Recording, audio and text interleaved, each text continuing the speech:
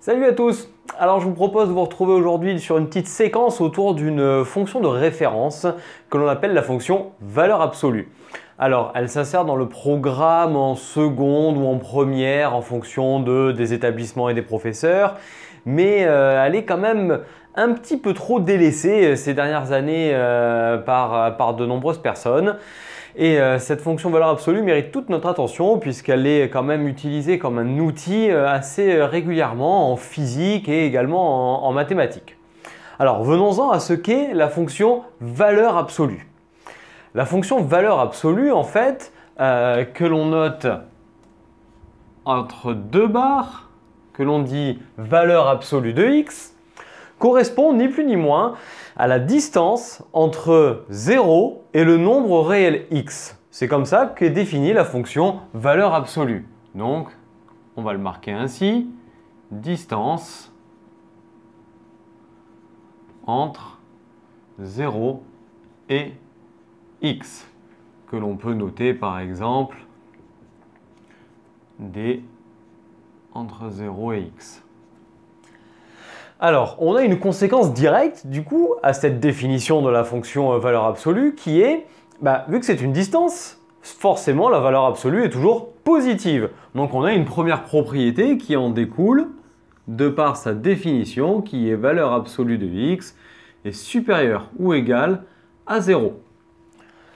Maintenant, on va essayer de caractériser davantage cette fonction valeur absolue. Quelle est son expression, comment est-ce qu'on peut la tracer, et puis ses caractéristiques pour en faire une sorte de fiche d'identité de cette fonction de référence. Alors, étant donné que ça représente une distance entre 0, l'origine, et le nombre réel x, imaginez la distance entre 0 et 3, tout simplement c'est 3, mais si je prends la distance entre 0 et moins 2, c'est pas moins 2 puisque ça ne serait pas une distance, mais ça serait 2. Donc en fait, la fonction valeur absolue garde le nombre x si celui-ci est positif et prend son opposé si celui-ci est négatif. Ce qui permet d'amener vers une deuxième définition qui donne l'expression de la fonction valeur absolue.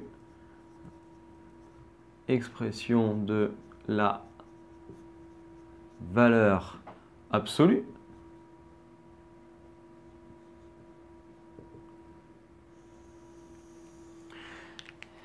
Et cette expression, c'est ce qui va nous permettre de voir un petit peu plus à quoi ressemble cette fonction. Alors, valeur absolue de x est égale à x si x est positif ou nul, ou alors moins x si x est négatif ou nul. Nous avons donc là une fonction, qui est la valeur absolue, qui est définie à partir de deux expressions de fonctions affines et même linéaires. On appelle ça des fonctions affines par morceaux et plus généralement des fonctions définies par morceaux. On a vu ce type de fonction dans une vidéo où on vous présente la continuité et des fonctions justement définies par morceaux où on étudie la continuité de ces fonctions soit graphiquement soit par le calcul. Vous pouvez très bien aller voir ces vidéos-là pour faire le lien entre les deux à condition d'être en fin de première ou en terminale quand même pour essayer de coller avec votre programme et la notion de continuité. Donc, revenons à notre fonction et on a donc une expression qui est y égale x dans les réels positifs, y égale moins x dans les réels négatifs. Eh bien en fait, on a deux courbes qui vont se rejoindre en 0. Donc, on peut en déduire la courbe de cette fonction.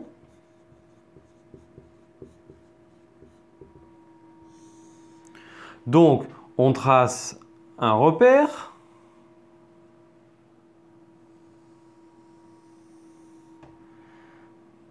Avec l'origine, on met nos unités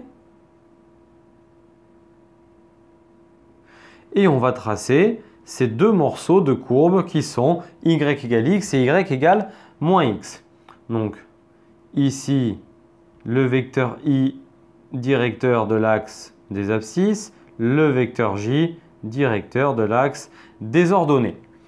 Donc d'un côté, on doit tracer y égale x et de l'autre côté, y égale moins x. Donc ce qui veut dire que pour chaque valeur de x, on a l'identique au niveau des images, c'est-à-dire un y.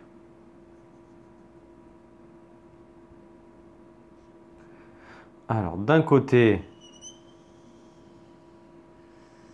y égale x et de l'autre côté, on va avoir y égale moins x.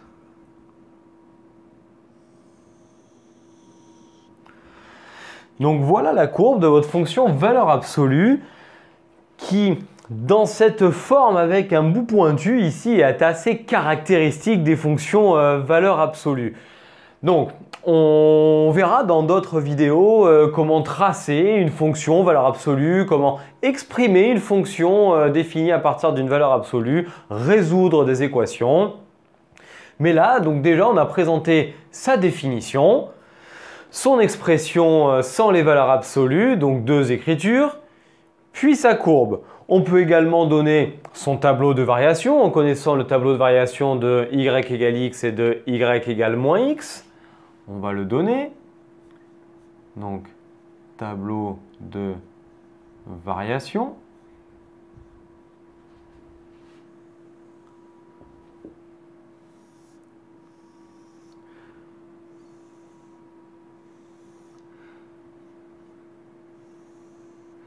Alors, on a la fonction valeur absolue qui est une distance qui est donc évidemment définie sur R, qui est décroissante jusqu'en 0, où elle vaut 0, puis croissante jusqu'en plus l'infini. Si on visualise ces courbes ou qu'on est en terminale, on peut y mettre également les limites. Donc, on vient de voir le tableau de variation de cette fonction. On peut également parler d'éléments de symétrie pour cette fonction, c'est-à-dire qu'on peut voir que la courbe est symétrique par rapport à l'axe désordonné, ce qui fera référence à une séquence sur la parité des fonctions. Nous y reviendrons dans une autre vidéo. Et puis, nous ferons donc des exercices d'application autour de cette fonction. On va regarder deux petits exemples de calcul pour clore ce thème. Donc, on va voir comment est-ce que cela fonctionne. Calcul avec la valeur absolue.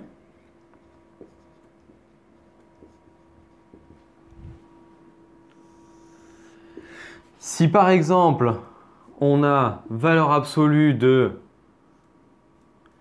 pi moins 4, où pi est la constante irrationnelle environ égale à 3,14, on sait que pi c'est plus petit que 4, donc ce résultat est négatif. Il faut donc prendre son opposé. Donc ça fait 4 moins pi. Autre calcul.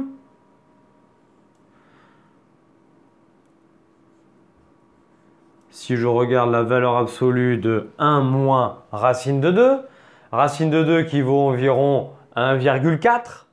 Donc 1 étant plus petit que racine de 2, on doit donc écrire l'opposé qui me donne racine de 2 moins 1. Allez, un petit dernier pour la route. Racine de 3 moins 1. Racine de 3 est clairement plus grand que 1, parce que racine de 1, bah, ça fait 1. Donc ici, on sait que racine de 3 est plus grand que 1. Le nombre à l'intérieur de la valeur absolue est positif. On peut donc les retirer et conserver la même valeur, la même expression que ce qui est à l'intérieur. Donc voilà, on vient de voir trois petits calculs très simples pour comprendre comment est-ce qu'on peut retirer ou non les valeurs absolues lorsqu'on a des nombres définis à l'intérieur. Donc on rappelle la fonction valeur absolue qu'on vous a définie en début de vidéo comme étant la distance entre 0 et x. Donc c'est une fonction qui est supérieure ou égale à 0 sur R. Étant une distance, elle est définie sur son domaine de définition qui est l'ensemble des réels. son expression qui est y égale x si x est positif et moins x si x est négatif, sa courbe avec ici y égale x, ici y égale moins x, puis son tableau de variation et pour finir quelques petits exemples pour comprendre comment fonctionne cette fonction.